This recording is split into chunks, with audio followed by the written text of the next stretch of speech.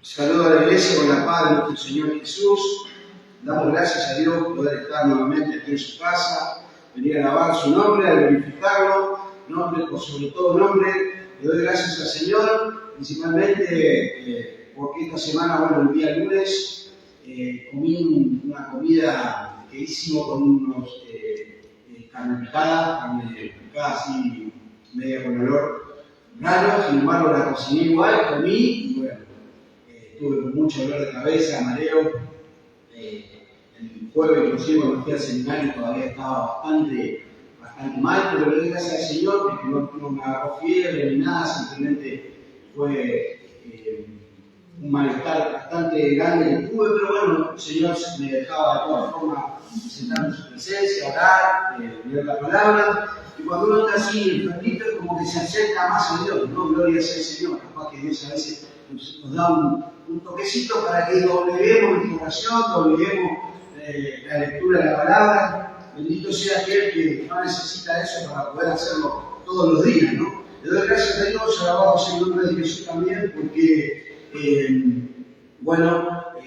como todos saben, mi hija Florece ya empezó la facultad y le doy gracias a Dios porque estuve orando por ese tema y la verdad que le está yendo bastante bien y eso para mí también es algo para agradecer al Señor. Le doy gracias también al Señor porque a pesar de toda la dolencia que tuve esta semana y de todo ese malestar que me causó esa comida, el Señor me ha dejado ir a trabajar todos los días, salvo el lunes que fui bastante, el lunes y el martes fui bastante mal al trabajo, pero los demás días pude llegar bien. Así que quiero compartir con ustedes el modo también de agradecerle al Señor este gran amor que ha tenido conmigo y seguramente con cada uno de nosotros. Todos los que estamos aquí hemos venido a alabar su nombre y sabemos de que no estaríamos aquí si no fuera por Él. Él no solo que nos redimió, nos rescató, sino que hizo que nos podamos venir hoy a presentar aquí en su presencia. Y estaba meditando esta semana el amor tan grande que tiene el Señor, cómo habla a su pueblo constantemente, para que su pueblo se enderece, para que su pueblo lo busque, ¿no? Recuerdo a Elí cuando aquel profeta anónimo se le acerca para advertirle, ¿no? Para advertirle cuál iba a ser su final, cuál iba a ser lo que iba a pasar si no ponían encaminado a sus hijos, que sus hijos estaban tan mal, pero después vemos que también él estaba tan mal, ¿no? Porque vemos ahí en el capítulo 2 que nos muestra, diciendo en el capítulo 3, que nos dice ya que él veía que sus hijos hacían mal, pero él no decía nada, miraba para otro lado, mi alma hablaba a Jesús. Por eso el Señor es bueno, el Señor habla a su pueblo, ¿no? Y habla a su pueblo justamente por amor. Y encontramos, amado hermano, en el libro de Timoteo y de Tito, el claro ejemplo de cómo debe ser un siervo de Dios. Encontramos los parámetros, en su momento el Señor lo puso en mi corazón, hace un tiempo también lo compartí con ustedes, y buscando la misma línea, encontré el libro del Deuteronomio, que me gustaría que pueda compartir conmigo, hermano, para dar comienzo a nuestra reunión, a una muy breve meditación de este formato, de este ejemplo que Dios tiene para sus siervos, ¿no? Y cuando hablamos de siervos, hablamos del Hijo de Dios, ¿no? De aquella persona que tiene a Dios, porque muchas veces decimos, está hablando para los pastores, para los evangelistas, pero sabemos de que aquel que no tiene ningún cargo en la iglesia, o que inclusive tiene un cargo muy reciente, el Señor lo cuenta como desde el momento que Él predicó en su corazón como un siervo suyo. Así que, hablando de la iglesia en general, ahí en Deuteronomio, capítulo 17, amado hermano, vamos a compartir rápidamente, son varios versículos, pero muy ricos.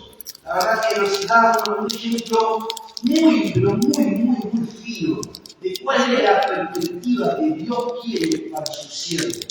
Cuando vuelvo a repetir, estoy hablando de aquellas personas que sienten ese llamado a servir a Dios. Aquellas personas que actualmente están ministrando. Y yo cuando leía esto y me veía en el espejo de la palabra, las cosas que debo corregir, las cosas que debo caminar. Y cómo el Señor hace como a Él le place, ¿no? Porque fíjese que aquí está hablando a Moisés acerca de un rey. En el versículo 14, el título que está en mi Biblia dice instrucciones acerca de un rey. Pero va más allá, ¿no? Porque sabemos de que el pueblo rebelde quería un rey como las demás naciones, pero Sin embargo, Dios ahí de hecho le dice lo que pasaría si hubiera un rey, pero ellos sin querer escuchar de todas formas ni siquiera. Por eso vamos a compartir, hermano, en Deuteronomio capítulo 17, verso 14, la bendita palabra del Señor dice así, al leer en el nombre del Padre, del Hijo y del Santo Espíritu de Dios, dice: cuando hayas entrado en la tierra que Jehová tu Dios te da, y tome posesión de ella, y la habites y digas: pondré un rey sobre mí, como todas las naciones que están en mis alrededores, ciertamente pondrás por rey sobre ti al que Jehová tu Dios escogiere. De entre los hermanos pondrás rey sobre ti. Dice: no podrás poner sobre ti a hombre extranjero que no sea tu hermano. Pero él no aumentará para sí caballos, ni hará volver al pueblo a Egipto con el fin de aumentar caballos. Porque Jehová os ha dicho: no volváis nunca por este camino, ni tomará para sí muchas mujeres, para que su corazón no se desvíe, ni plata ni oro amontonará para sí en su abundancia. Y cuando se siente sobre el trono de su reino, entonces escribirá para sí en un libro una copia de esta ley, del original de esta al cuidado de los sacerdotes levitas. Y lo tendrá consigo y le hará en él todos los días de su vida, para que aprenda a temer a Jehová su Dios. Porque guardará todas las palabras de esta ley y estos estatutos para ponerlos por obra, para que no se eleve su corazón sobre sus hermanos, ni se aparte del mandamiento a diestra ni a siniestra, a fin de que prolongue sus días en su reino, y él y sus hijos en medio de Israel. Amén. Si ponemos esta palabra, hermano, como dije al principio, de una perspectiva espiritual, hablando de cómo pretende Dios que sea aquella persona que está ministrando. Yo me pongo en el lugar del Padre, en mi hogar, cómo Dios pretende de que yo ministre a mis hijos. Y también lo podemos poner ejemplos así en diversas áreas, ¿no? Cómo una persona debe estar delante de Dios. Y este libro que acabamos de leer, hermano, trasladándolo a esa perspectiva, ¿no? Trasladándolo a un lugar donde por ahí nosotros nos pondría un poco incómodo, porque empezamos a ver que muchas de las cosas que estamos hablando aquí, nosotros no solamente somos faltos, sino que tal vez pensamos que, bueno, lo va a hacer Dios en su momento. Pero el Señor nos da un ejemplo, y el Tito y el Timoteo nos da una certeza de cómo debe ser, no de cómo tendría que ser en el supuesto caso de que en algún momento Dios lo cambie. Amado hermano, empezamos a ver a medida que vamos pasando los versículos, este comportamiento de este rey, ¿no? En el formato del versículo 17 dice: no tomará para sí muchas mujeres para que su corazón se desvíe. Bueno, encontramos a Salomón, el ejemplo más claro de Salomón. Como este gran siervo de Dios, de repente, al adquirir mujeres, su corazón se desvía porque claramente pone su mente y su perspectiva en otra cosa.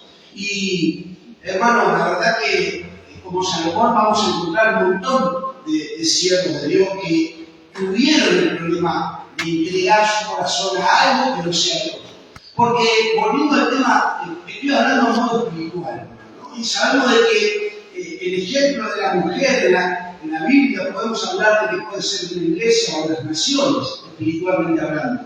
Pero si lo ponemos en perspectiva, decimos: si realmente aquello que desvía mi corazón me aleja de Dios, y me está diciendo literalmente, para que mi corazón no se desvíe.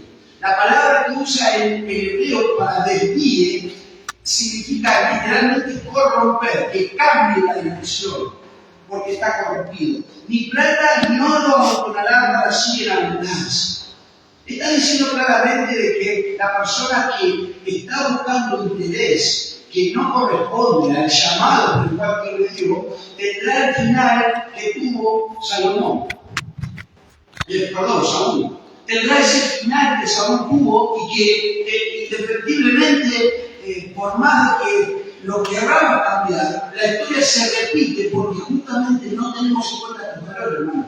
Mire que dice: cuando sientes dice, cuando se siente sobre el trono de su reino, entonces escribirá para sí en un libro una copia de esta ley. Hay una materia en el seminario, Bibliología 1, que enseñaba de que los escribas copiaban la ley. Dice de que cada vez que escribía la palabra Jehová, aquellos personas que estaban dedicadas a hacer, a los copistas, ¿no? A hacer estas copias, tenían que hacer un procedimiento extenso. La palabra escribir, simplemente, alabado sea el nombre de Dios, escribir esa palabra en un papiro, donde sea, tenía que conllevar un procedimiento. Es decir, venían escribiendo y cuando llegaba la palabra Jehová detenían y se iban a purificar. Se iban a purificar porque sabían que esa palabra que iban a escribir era algo especial. Alabado sea el nombre de Jesús. Dándole importancia extrema, que es la verdadera importancia que tiene. Muchos hoy podrían decir, bueno, un poco de religiosidad hay en eso, ¿no? Pero cuando el corazón está transformado, cuando ese corazón sabe del poder que tiene Dios, porque lo vemos en Cristo. Si Jesús estaba en Getsemaní, de rodillas, derramando lágrimas y gotas de sangre, porque sabía que la ira de Dios caería sobre él, es porque Jesucristo tenía conocimiento de cuál era el poder de Dios. Esto significa, hermano, de que si Jesús sabía que iba a ir a recibir la ira de su Padre por nosotros, está diciendo de que la ira de Dios realmente es algo que solamente la puede resistir aquel que conoce cuál es la ira. Es decir, si yo amenazo a mi hijo que lo voy a poner en penitencia y nunca lo hago, él conoce y dice, bueno, mi papá me amenaza, nunca me pone en penitencia. Pero en un momento la penitencia llega, y es una penitencia dura, cuando él vuelva a hacer, va a saber de que va a haber una penitencia, es una corrección. Pero este pueblo sabía del poder de Dios. Sin embargo, se corrompía. Y sin embargo, amado hermano, hoy vemos que la iglesia realmente da lo mismo, literalmente, hermano. Es triste, da lo mismo que se pueda servir a Dios de cualquier forma. No solamente servir a Dios, sino dice que debía escribir una copia de esta ley. Dice, del original que está al cuidado de los sacerdotes y levitas.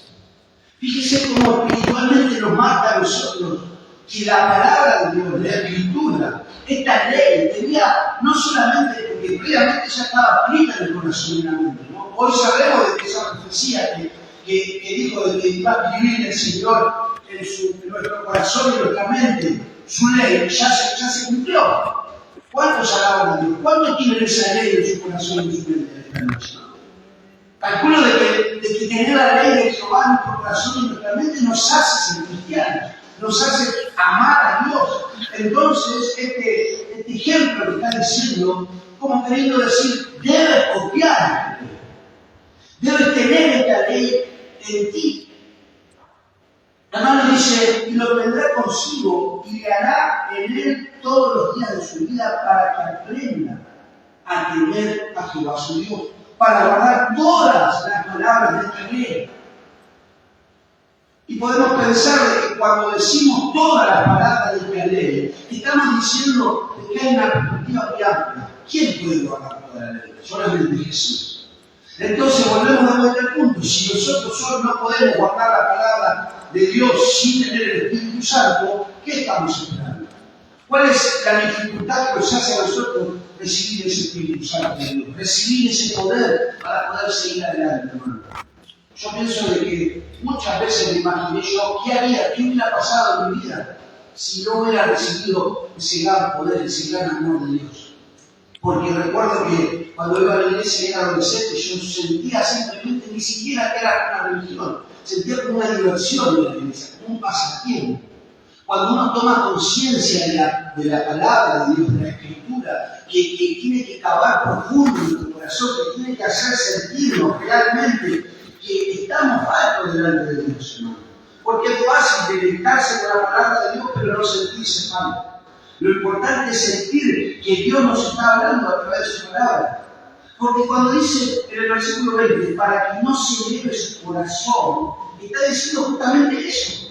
Pero fíjense que lo dice después de que primero copie a alabado sea el nombre de Jesús. Primero copie la ley y después dice que no se eleve su corazón. Es decir, si usted ya quiere copiar la ley de Jehová en su corazón y en su mente, no va a elevarse por sobre sus hermanos. Porque fíjese que está hablando de un rey, que está hablando de una persona que va a liderar y dice que no se eleve su corazón por arriba de sus hermanos. Es decir, esa humildad que tiene el siervo de Dios, literalmente hace de que sea un siervo de Dios. Y si usted no tiene esa humildad ya arraigada, esa humildad que lo hace sentir menos que el hermano, como dice la palabra en el Nuevo Testamento, aquí en el Antiguo Testamento nos dice claro, para que no se eleve su corazón sobre sus hermanos. Qué lindo que es entender, hermano, de que literalmente la humildad, como nos enseñaba el pastor en el fin de semana pasada, está liberada de cuál es el temor que tenemos de Dios. Porque cuando usted teme a Dios, cuando usted sabe de que no puede hacer nada sin Dios, ahí su corazón no puede enriquecerse. Y hoy lo vemos, ¿no? Hoy lo vemos en las redes sociales, lo vemos en diferentes comentarios. ¿Cuántos hermanos creen que están teniendo ese maravilloso don que Dios da a causa de su propia voluntad, de su propia acción y no del poder de Dios? Hoy vemos, por ejemplo, una persona conocida que está a punto de postularse para presidente de la nación que dice que es cristiano, pero sin embargo va literalmente en contra de la misma ley de la cual tendría que defender. Esto habla de que se corrompe la escritura no por falta de conocimiento. La escritura, la ley de Dios no se corrompe por falta de conocimiento, sino por falta del poder divino que Dios da a aquel siervo que busca ese poder divino. Porque es fácil conocer la escritura, inclusive hasta yo me atrevería a decir que es fácil ponerla por obra. ¿Sabe lo que es difícil? Sentirla en el corazón, sentirla en su mente, que sea agradable cumplir la ley de Dios. Cuando la ley de Dios es agradable al cristiano cumplirla, es un verdadero siervo de Dios. Ha sido transformado en el Evangelio de Cristo. Hay un predicador que hace una analogía de esa transformación y dice que el esposo está con su esposa y de repente tienen una discusión y el esposo se va y mientras va en el auto, el Espíritu Santo trabaja en la persona diciéndole que esa discusión estuvo mal y que tiene que pedir perdón a su esposa. Esa transformación, esa cosa que la persona está sintiendo porque hizo mal, significa que en su corazón está trabajando el Espíritu Santo de Dios, no que tiene conocimiento. No se trata de conocimiento, sino de poder de Dios en la persona. La persona va a poder cumplir el mandamiento de Dios cuando el poder de Dios esté en su corazón ejerciendo aquello que sabe hacer, instruir en justicia y en verdad, porque mi palabra es verdad, dice Jesucristo de Nazaret. Amado hermano, la palabra de Dios que transforma al creyente debe ir acompañada por ese gran poder. Porque usted puede cumplirla sin el poder de Dios. Claramente no lo puede hacer. De hecho, los puritanos lo hacían en su mayoría, como lo digo sin temor, porque para la misericordia de Dios sí he leído sobre este pueblo puritano, ¿no? Y ellos cumplían, se exigían, se autoflagelaban para cumplir la ley de Dios. Pero no estaban sus corazones. Eso significa que les dolía seguir aquí. Y como dijimos, no tiene que doler, tiene que gustarse la vida. Entonces yo digo, aquellos mártires que ponían esperanzados que vinieron al rey. Yo no pregunto, hermano, aquellos mártires de la primera generación de la iglesia que morían, hermano de Romanos. La pregunta es, ¿ellos sufrían por morir o estaban gozosos? Entonces me preguntó una vez, usted sabe que había mártires. Pregúntese, esas personas que estaban por morir, que veían como los leones le comían la cabeza a sus hijos, ¿no? Ahí en el Coliseo. Esas personas que estaban a punto literalmente de ser masacradas, ¿cómo estaban en los momentos previos? Bueno, lo podemos encontrar en los libros de historia. Nos cuentan que alababan a Dios y cantaban a Dios. Qué tremendo, ¿no? Qué tremendo, porque ese corazón realmente había sido transformado. La pregunta es, ¿cómo fue transformado? ¿Por conocimiento? ¿O por el poder de Dios que estaba ejerciendo en ese conocimiento? Dice la Escritura, ni se aparte del mandamiento a diestra ni a siniestra. Ni a diestra la siniestra. Es decir, ¿cómo puedo hacer yo para no apartarme de algo que me cuesta hacer? Es imposible, porque en algún momento voy a caer. Porque si yo practico una religión, en algún momento voy a caer en un pecado.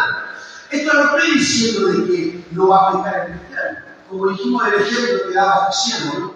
Cuando la persona iba en el coche para su trabajo, se acordó de la discusión con la esposa y decía, no, ¿qué hice? ¿Qué hice? Y el Espíritu Santo no lo dejaba bien. Porque ese corazón estaba transformado. Y cuando llegó al trabajo insistía el Espíritu Santo remordiendo su conciencia. ¿Por qué trataste mal a mi hijo? ¿Por qué trataste mal a la persona que yo te di como esposo? Y el Espíritu Santo seguía hablando otra vez hasta que no pudo más, se arrodilla, le pide perdón a Dios, llama a su esposa, le pide perdón a su esposa, la abraza. Y el Espíritu Santo cumple la obra en esa persona. Eso solamente pasa cuando hay un poder en la persona, cuando fue transformado su corazón, cuando realmente entendió que no es por sus fuerzas, que ahora sí puede decir, yo no me aparto ni a diestra ni a siniestra de la ley de Dios, porque he sido transformado por el poder de Dios. Y ya no me cuesta, me equivoco, claramente me equivoco, porque aún estoy en este cuerpo, en el cual no quiero estar, lo detesto, pero es mi cuerpo.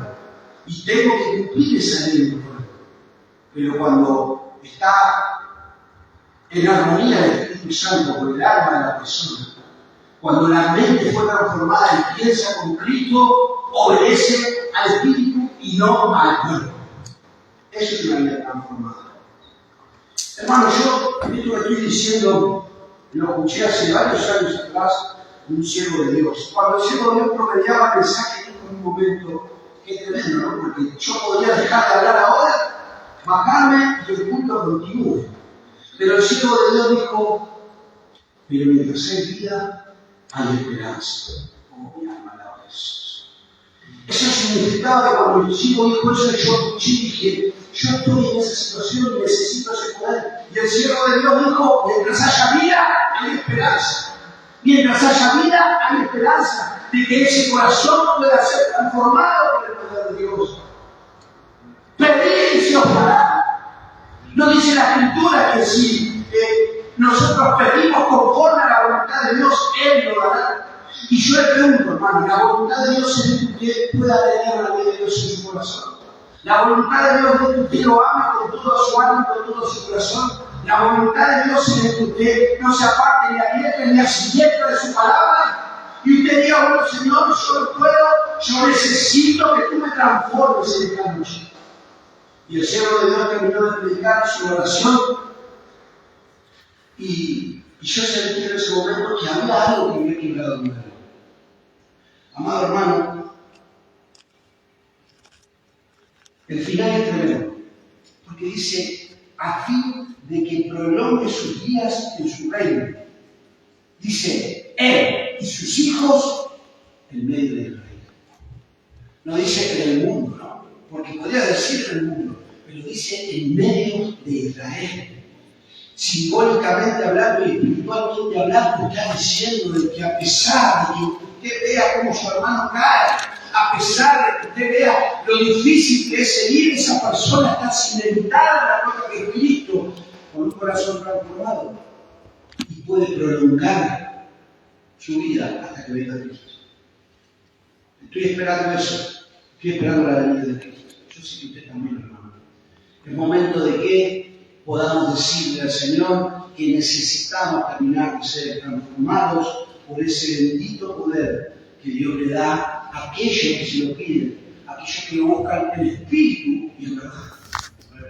Muchas veces hay una confusión muy grande en este versículo de buscar a Dios en espíritu y en verdad. Una confusión grande pero a la misma vez infantil, porque siempre el ser humano, pero siempre, hermano, esto pasa desde Adán y de Eva, va a pensar de que sus obras, sus actos, van a transformar su vida.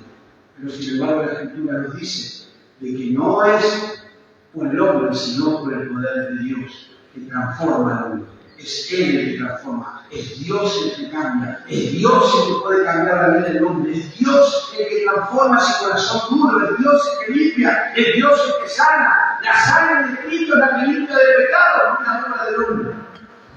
Amado hermano, le pido que se ponga en pie y vamos a dar comienzo a esta reunión y vamos a pedir a Dios en esta noche que en su misericordia